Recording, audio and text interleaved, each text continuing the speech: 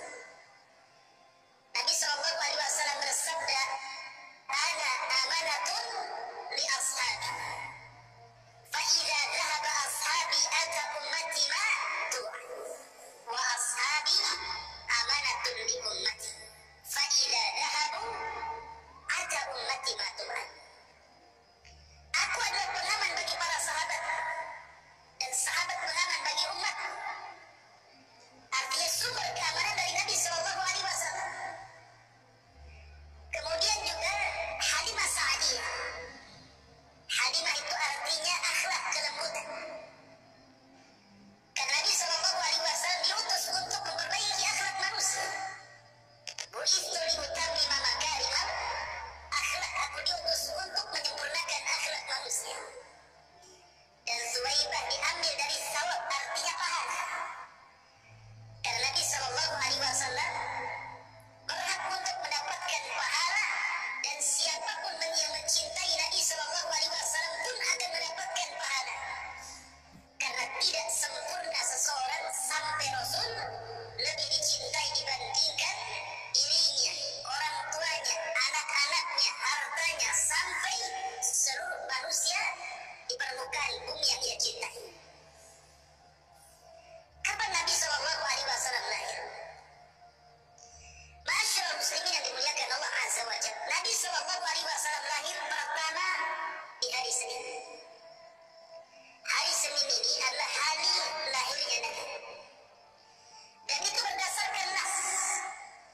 Ketika Nabi Shallallahu Alaihi Wasallam puasa di hari Senin, kemudian Nabi Shallallahu Alaihi Wasallam ditanya, maka Nabi Shallallahu Alaihi Wasallam menjawab, "Dzakal ladzi wulidtu fihi." Itulah hari yang aku dilahirkan padanya. Maka hari Senin adalah hari kelahiran Nabi Shallallahu Alaihi Wasallam, makanya disunahkan berpuasa hari Senin. Adapun tanggalnya dan juga bulannya menjadi khilaf para ulama. Apakah Nabi Shallallahu Alaihi Wasallam lahir di permulaan bulan, di pertengahan bulan, atau di akhir bulan? Dan apakah di bulan Rabiul Awal ataukah di bulan yang lain? Mayoritas para ulama, jumhur ulama tarikh mengatakan bahwa Nabi Shallallahu Alaihi Wasallam lahir pada tanggal 12. Walaupun ada yang mengatakan tanggal 2, ada yang mengatakan tanggal 8, ada yang mengatakan tanggal 12, ada yang mengatakan tanggal 18, tetapi mayoritas para ulama menetapkan tanggal kelahiran Rasul 12. Begitu juga bulannya, Rabiul Awal. Walaupun ada yang menyelisih, seperti Imam Ibnu Hazm rahimahullah ta'ala mengatakan bahwa Nabi Shallallahu Alaihi Wasallam tidak lahir di bulan Rabiul Awal, tapi lahir di bulan Ramadan. Tetapi tidak berdasarkan dalil, tetapi dalil. Alasannya karena Nabi Shallallahu Alaihi Wasallam diutus ketika usianya 40 tahun di bulan Ramadan. Maka begitu juga beliau lahir di bulan Ramadan. Tapi pendapat ini tidak berdasar. Maka jumhur ulama mengatakan bahwa pendapat yang kuat bahwa Nabi Shallallahu Alaihi Wasallam lahir di bulan Rabiul Awal, bulan sekarang. Adapun tahun itu berdasarkan ijma', kesepakatan, tidak ada khilaf. Rasul lahir di tahun gajah.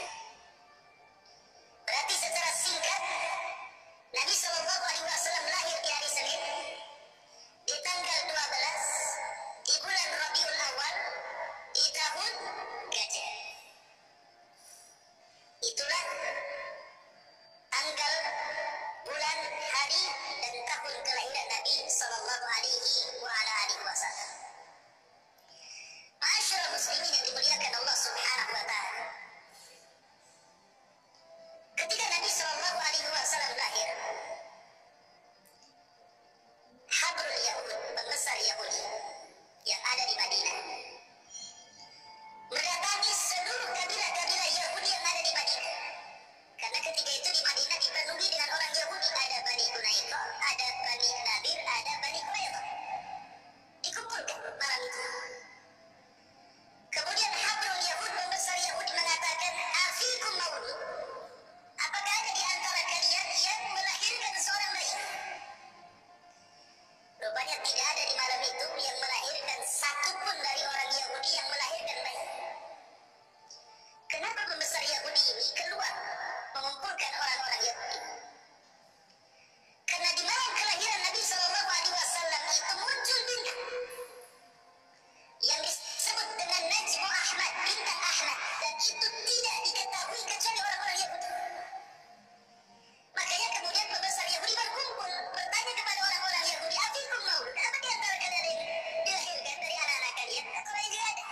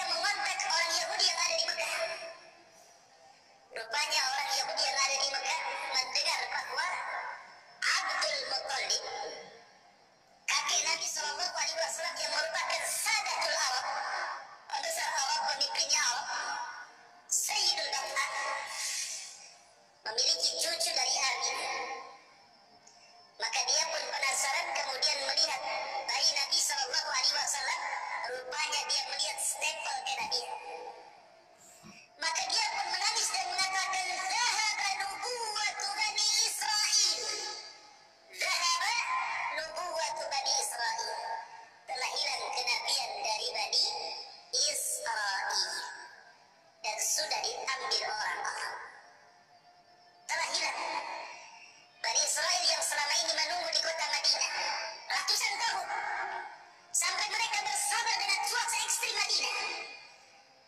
Sebelum kedatangan Nabi Shallallahu Alaihi Wasallam, Madinah itu kota wabah. Mereka bertahan ratusan tahun di situ. Dan mereka tidak mengambil negara-negara lain. Mereka tidak hijrah ke Yaman yang sudah jelas-jelas subur tanahnya.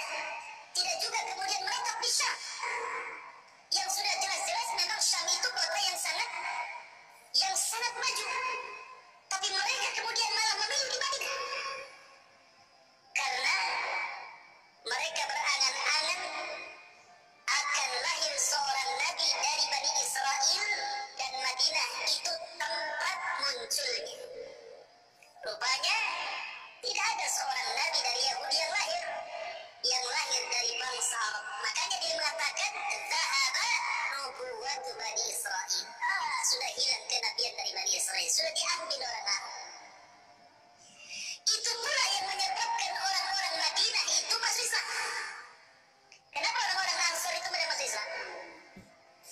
Karena orang-orang Ansor ketika mereka masih musyrik, Ansor itu kan terdiri dari dua kabilah. Pertama kabilah Khazraj, yang kedua kabilah Aus. Kabilah Khazraj dan Aus ini selalu bertikai dengan orang Yahudi. Dan orang Yahudi selalu mengancam mereka dengan mengatakan, tunggu saja kalian sampai Nabi kami hadir, kami perantas kalian.